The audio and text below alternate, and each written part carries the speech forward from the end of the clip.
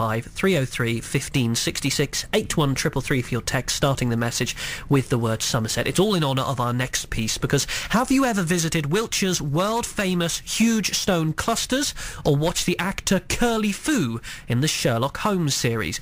You might think I've lost the plot, or that the early starts have finally got to me, but these are the actual names given by Chinese people to Stonehenge and the actor Benedict Cumberbatch. Yes, they call Stonehenge huge stone clusters, and Benedict Cumberbatch is known as Curly Fu, which means tall, curly-haired man. In fact, the Chinese have a real thing for renaming landmarks, and it looks like some of the West's best-known attractions could be about to get nicknames. Visit Britain wants people to come up with a Chinese name, visitors from China for Glastonbury tour, and we'll hear about that in a moment.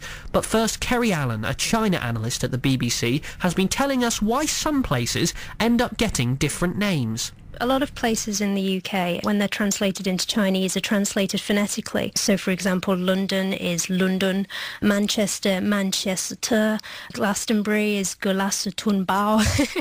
So, that's generally the way that a lot of English place names in the UK are translated into Chinese.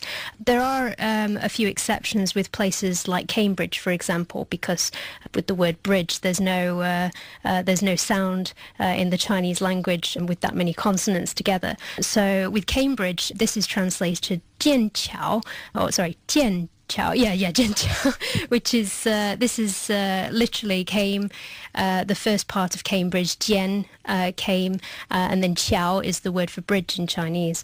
Some famous places, for example, like Big Ben, they were translated slightly differently. So, for example, Big Ben in Chinese is Da Ben Zhong, which is literally Da, big, Ben, Zhong is clock, so Big Ben clock. And the best way I could think to explain this, in choosing the characters, my English name is Kerry, my Chinese name is Kai Li. Now the Li, there are many different words that can be used to come up with that. Li, I use the character which is beautiful, but somebody with an English name like Barry, for example, they might use another Li, which is strong. So there are a lot of place names in the UK.